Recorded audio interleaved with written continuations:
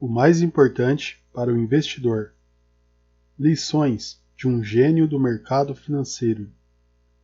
Howard Marks. Capítulo 3. O mais importante é o valor. A estimativa precisa do valor intrínseco é o ponto de partida indispensável para que possamos investir de forma positivamente confiável. Sem ela, qualquer esperança de êxito contínuo como investidor é exatamente isto, uma esperança. A regra de investimento mais antiga é também a mais simples. Compre na baixa e venda na alta. Isso parece algo extremamente óbvio. Quem faria algo diferente? Mas o que essa regra realmente significa? Mais uma vez, óbvio. Na superfície, significa que você deve comprar algo por um preço baixo e vendê-lo por um preço alto. Mas, por sua vez, o que isso quer realmente dizer? O que é alto e o que é baixo? Em um nível superficial, é possível aceitar que isso significa que o objetivo é comprar algo por menos do que será vendido. Entretanto, uma vez que a venda somente acontecerá no final do processo, isso não nos ajuda muito a descobrir qual o preço de compra adequado para hoje. Precisamos ter algum padrão objetivo para os termos alto e baixo. E o padrão mais útil seria o valor intrínseco do ativo. Agora, o significado do ditado fica claro. Compre por um preço abaixo do valor intrínseco e venda por um preço acima. É óbvio que, para isso, precisamos ter uma boa ideia do que é valor intrínseco. Uma estimativa precisa do valor intrínseco é o ponto de partida indispensável. Para simplificar ou simplificar demais, todas as abordagens para investir em ativos de empresas podem ser divididas em dois tipos básicos. Aquelas baseadas na análise dos atributos da empresa, conhecidos como fundamentos, e aquelas baseadas em estudos do comportamento dos preços dos próprios ativos. Em outras palavras, o investidor tem duas opções básicas: avaliar o valor intrínseco subjacente do ativo e comprar ou vender sempre que o preço divergir desse valor, ou basear suas decisões puramente nas expectativas relativas aos movimentos dos preços futuros. Falarei primeiro desta última, pois não acredito nela e consigo descartá-la de imediato. A análise técnica de ações, isto é, o estudo do comportamento histórico dos preços das ações, tem sido praticada desde que entrei para o ramo, e bem antes disso. Mas essa é uma ferramenta em declínio. As observações atuais sobre os padrões históricos dos preços podem ser usadas para complementar a análise fundamentalista. Atualmente, no entanto, não vemos muitas pessoas tomando decisões com base principalmente naquilo que os movimentos dos preços lhes dizem. Parte do declínio da análise técnica pode ser atribuída à hipótese do passeio aleatório, um componente da teoria da Escola de Chicago, desenvolvida no início da década de 1960. principalmente pelo professor Eugene Fama. A hipótese do passeio aleatório diz que os movimentos dos preços passados de uma ação não ajudam a prever movimentos futuros. Em outras palavras, é um processo aleatório, semelhante ao cara e coroa. Todos sabemos que, mesmo que obtenhamos 10 caras seguidas, a probabilidade de o próximo lançamento da moeda para cima resultar em cara continuará sendo de 50%. Da mesma forma, informa-nos a hipótese o fato de o preço de uma ação ter aumentado nos últimos 10 dias não nos diz nada sobre o que acontecerá amanhã. Outra forma de confiar nos movimentos dos preços das ações no passado para obter alguma informação é um método de investimento chamado de momentum. Ele também contraria a hipótese do passeio aleatório. Não sou capaz de defendê-lo. Como vejo, investidores que praticam essa abordagem operam sob a suposição de que podem prever a continuidade do aumento de uma ação que já estava em tendência de subida. O método momentum de investimento teoricamente nos permitiria participar de um mercado que se mantém em tendência de alta, mas isso acarreta muitas desvantagens. Uma delas se refere à observação irônica do economista Herb Stein. Se algo não pode continuar para sempre, parará em algum momento. Então, o que acontece com investidores que seguem esse método? Como essa abordagem os ajudará a vender a tempo para evitar perdas? E o que farão em mercados em queda? Parece claro que o momentum não é uma forma inteligente de posicionamento. O exemplo mais claro disso ocorreu de 1998 a 1999, com o surgimento dos day traders, pessoas de outros ramos de atuação, sem experiência em investimentos, que foram seduzidos pela experiência de ganhar dinheiro fácil com o boom das ações do setor de tecnologia, mídia e telecomunicações. Raramente mantinham suas posições da noite para o dia, uma vez que isso exigiria que pagassem por elas, e tentavam adivinhar várias vezes em um mesmo dia se uma ação que observavam subiria ou cairia nas próximas horas. Nunca consegui entender como as pessoas chegavam a tais conclusões. Comparo o método a ficar olhando para a rua e tentar adivinhar se o próximo a virar a esquina será uma mulher ou um homem.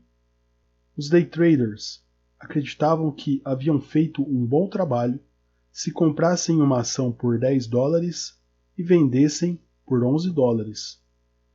A comprassem de novo na semana seguinte por $24 e a vendessem por $25. E por fim, a comprassem uma semana depois por $39 e a vendesse por $40.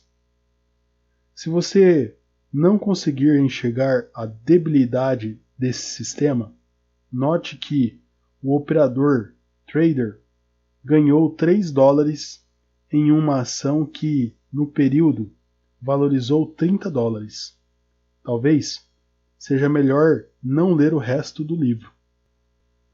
Se nos afastarmos dos investidores de impulso, momentum e de seus conselhos ineficazes, e também de todas as outras formas de investimento que evitem a análise inteligente, ficaremos com duas estratégias fundamentalistas: investimento de valor e investimento de crescimento.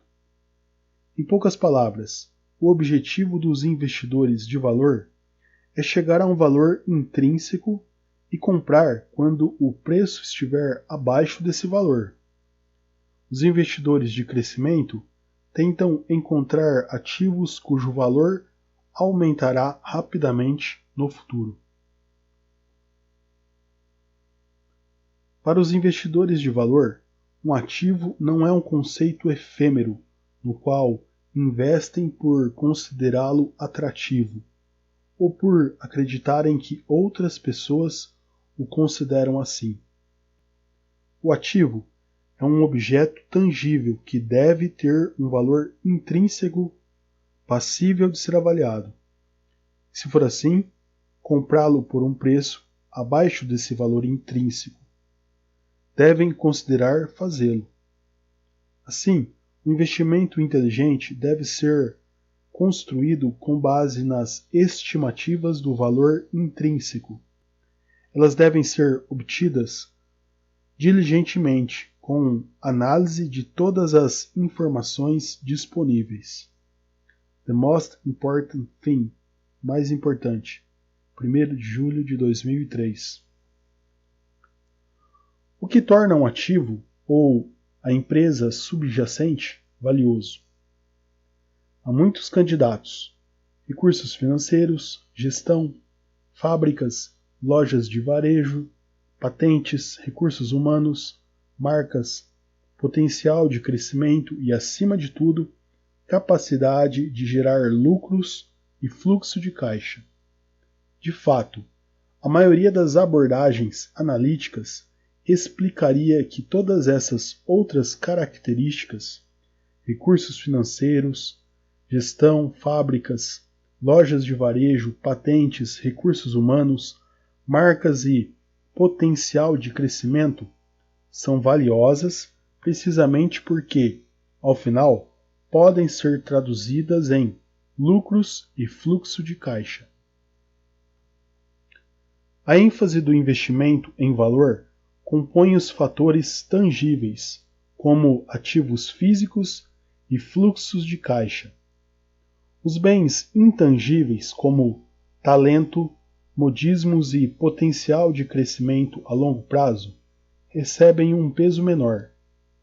Há linhas de investimento em valor que focam exclusivamente nos ativos físicos. Há até mesmo algo chamado investimento net-net, no qual as pessoas compram quando o valor total de mercado das ações de uma empresa é menor do que o valor do ativo circulante da empresa, como dinheiro, recebíveis e estoques, menos o seu passivo total. Nesse caso, em teoria, seria possível comprar todas as ações da empresa, liquidar os ativos circulantes, pagar as dívidas e, ao final, manter o negócio e ficar com algum dinheiro. Se o caixa que sobrou for igual ao custo das ações e ainda houver algumas outras sobras, você terá pagado menos que nada pela empresa. O investimento em valor busca o que é barato. Os investidores dessa modalidade geralmente dão atenção a métricas financeiras como lucros, fluxo de caixa, dividendos, ativos físicos e valor empresarial, e, de acordo com elas, realçam o comprar barato. O principal objetivo dos investidores de valor, então, é quantificar o valor atual da empresa e comprar seus ativos quando estiverem baratos. O investimento em crescimento situa-se entre a monotonia do investimento em valor e a adrenalina da estratégia momentum. Seu objetivo é identificar empresas com um futuro promissor. Isso significa, por definição, que a estratégia dá menos atenção aos atributos atuais da empresa e mais ao seu potencial. podemos resumir a diferença entre duas principais escolas de investimento da seguinte forma: investidores de valor compram ações, mesmo aquelas cujo valor intrínseco deve crescer pouco no futuro, por convicção de que o valor atual é alto em relação ao preço atual. E investidores de crescimento compram ações, mesmo aquelas cujo valor atual é baixo em relação ao seu preço atual, porque acreditam num futuro em que o valor crescerá suficientemente rápido e produzirá uma apreciação considerável. Assim, parece-me que não se trata de uma escolha entre valor e crescimento, mas entre valor atual e valor futuro. O investimento em crescimento representa uma aposta no desempenho da empresa que pode ou não ocorrer no futuro, enquanto o investimento em valor se baseia principalmente na análise do valor atual de uma empresa. The Happy Medium, o bom meio termo, 21 de julho de 2004. Seria conveniente dizer que o investimento em valor permite que investidores evitem fazer conjecturas sobre o futuro e que o investimento em crescimento consiste apenas nelas. Mas isso seria um grande exagero. Afinal de contas, para que possamos estabelecer o valor atual de uma empresa, precisamos ter uma opinião sobre seu futuro e levar em conta o provável ambiente macroeconômico, a competitividade e os avanços tecnológicos.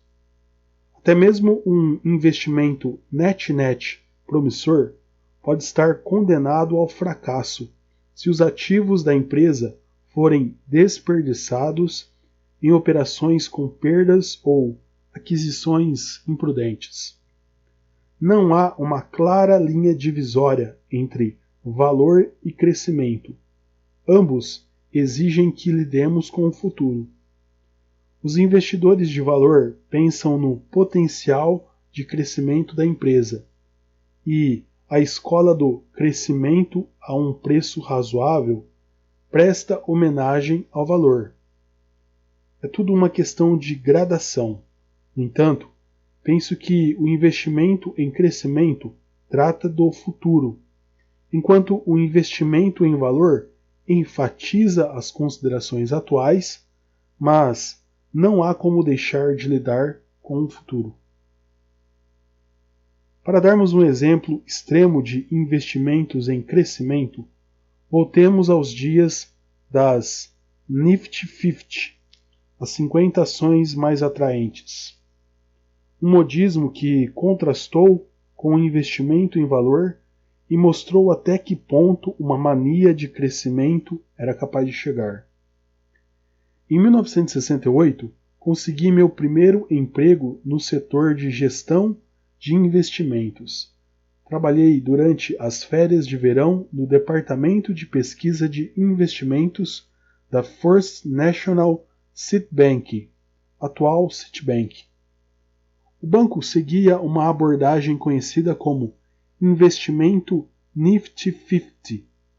Seu objetivo era identificar as empresas com as melhores perspectivas de crescimento dos lucros a longo prazo. Além da taxa de crescimento, os gestores de investimento do banco davam prioridade à qualidade, ou seja, à alta probabilidade de concretização das expectativas de crescimento. A ordem oficial dizia que, se uma empresa estava crescendo de forma suficientemente rápida e com boa qualidade, o preço de compra de ações deixava de ser importante. Se, com base nas métricas atuais, uma ação estivesse cara, bastaria esperar alguns anos e ela cresceria até chegar a um preço justo. Na época, assim como hoje, as carteiras de ações em crescimento estavam fortemente voltadas para os setores farmacêutico, de tecnologia e de produtos de consumo. As carteiras do banco incluíam nomes altamente respeitados como IBM, Xerox, Kodak, Polaroid, Merck, Eli Lilly, Avon, Coca-Cola, Philip Morris, Hewlett-Packard, Motorola, Texas Instruments e Perkin-Elmer. As grandes empresas americanas, todas com perspectivas promissoras de crescimento. E já que nada de errado deveria ocorrer com essas empresas, não se hesitava em pagar alto por suas ações. Avancemos algumas décadas. O que podemos notar nessa lista de empresas? Algumas delas, como Kodak e Polaroid, viram suas atividades básicas serem dizimadas por mudanças tecnológicas imprevistas.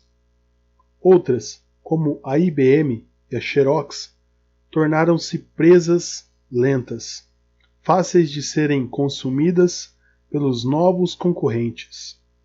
A lista de melhores empresas americanas daquele banco se viu eivada pela deterioração e até mesmo pela falência nos 42 anos posteriores à época do meu primeiro emprego. Isso é o que posso dizer sobre a persistência no crescimento de longo prazo, bem como sobre a capacidade de prevê-lo com precisão. Comparado ao investimento em valor, o objetivo principal dos investidores de crescimento é tentar encontrar grandes vencedores. Se não existissem grandes vencedores no horizonte, por que suportar a incerteza que envolve a tentativa de adivinhar o futuro? Não há dúvida, é mais difícil prever o futuro do que o presente. Desse modo, o número de vezes que, em média, os investidores de crescimento acertam deve ser menor, mas a recompensa pode ser maior. O retorno por ter conseguido prever corretamente quais empresas criariam o melhor e mais novo fármaco, o computador mais poderoso ou os filmes com melhores bilheterias deve ser bastante considerável. Em geral, o potencial de lucro por estar certo sobre o crescimento é mais dramático, enquanto o potencial de lucro por estar certo sobre o valor é mais consistente. Minha estratégia é o investimento em valor. A meu ver, a consistência supera o drama. Já que o investimento em valor é capaz de produzir resultados favoráveis de forma consistente, será que isso significa que é fácil de realização? Não, por uma razão. O investimento depende de uma estimativa precisa sobre o valor.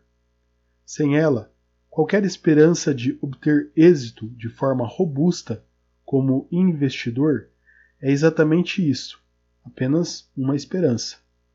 Se falta precisão, também acabamos tendo a mesma probabilidade de pagar a mais ou a menos. Pagando a mais, precisaremos que o valor da empresa tenha uma melhora surpreendente, de um mercado forte ou de um comprador ainda menos exigente, o que costumávamos chamar de um tolo maior, que pague sua fiança. A mais, se o investimento em valor é definido como a melhor estratégia e negocia-se tendo em vista o valor intrínseco para um título ou ativo, o próximo movimento importante é mantê-lo de forma convicta. Isso porque, no mundo dos investimentos, estar certo sobre algo não costuma ser sinônimo de estar certo agora. É difícil sempre fazer a coisa certa como investidor, e é impossível fazer sempre a coisa certa na hora certa. O máximo que um investidor de valor pode esperar é estar correto a respeito do valor de um ativo e comprar quando ele estiver disponível por um preço mais baixo. Porém, fazer isso hoje não significa que você vai começar a ganhar dinheiro amanhã. Uma visão mantida com convicção sobre o valor pode ajudar a lidar com essa desconexão. Digamos que se descubra algo que vale 80, mas se tenha a oportunidade de comprá-lo por 60. As chances de comprar bem abaixo do valor real não aparecem todos os dias, por isso devem ser acolhidas de forma positiva. Warren Buffett as descreve como comprar $1 por 50 centavos. Então, a compra é realizada e o investidor se sente bem por ter feito uma coisa boa. Mas não devemos esperar êxito imediato. Na verdade, muitas vezes, perceberemos que se compra uma ação em meio a uma tendência de baixa contínua. Em pouco tempo, notam-se as perdas, e como um dos maiores anúncios de investimento nos lembra, estar muito à frente do seu tempo é indistinguível de estar errado. Então, aquele ativo que vale 80 está agora custando 50 em vez de 60. O que deve ser feito? Aprendemos nas primeiras aulas de microeconomia que a curva de demanda de alguma coisa é descendente para a direita à medida que o preço sobe, a quantidade demandada diminui. Em outras palavras, as pessoas querem menos bens a preços mais altos e mais bens a preços mais baixos. Faz sentido. E é por isso que as lojas vendem mais quando há liquidação de mercadorias.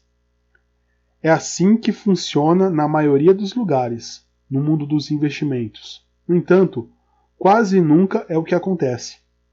Nele, muitas pessoas tendem a se apaixonar ainda mais pela coisa que compraram à medida que seu preço sobe, pois se sentem validadas e gostam menos quando o preço cai, porque começam a duvidar de sua decisão de compra.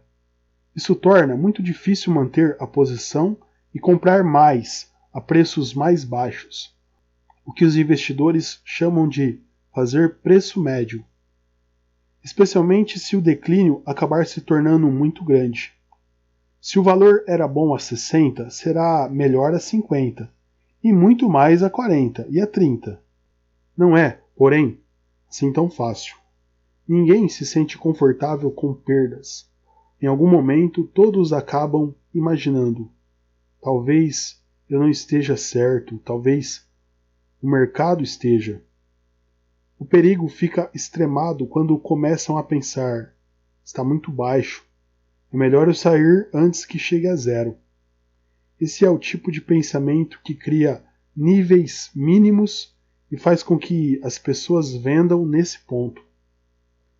Investidores sem conhecimento ou preocupação relativo a lucros, dividendos, precificação ou à conduta do negócio simplesmente não têm a determinação necessária para fazer a coisa certa no momento certo.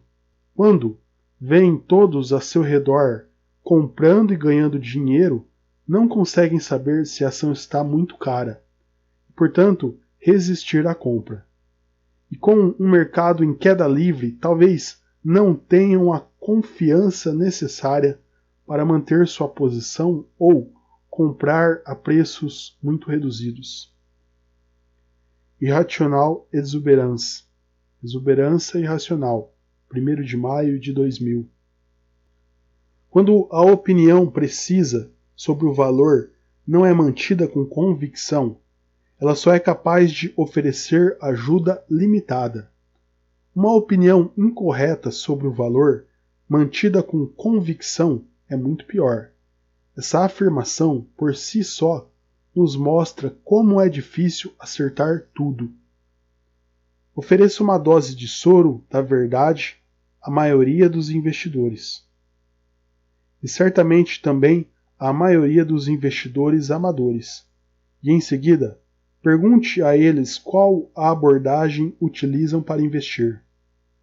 A A resposta inevitável será: busco ativos que subirão de preço.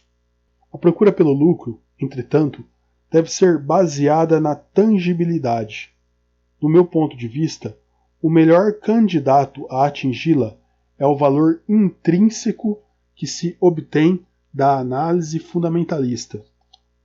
Estimativas precisas do valor intrínseco formam a base essencial para a realização de investimentos estáveis, não emotivos e potencialmente rentáveis.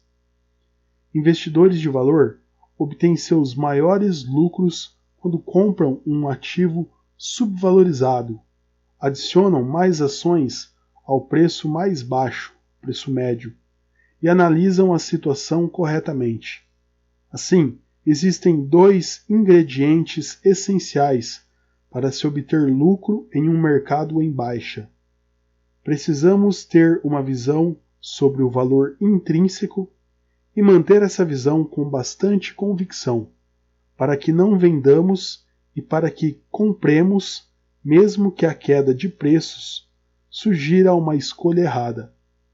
E há um terceiro ingrediente: devemos estar certos.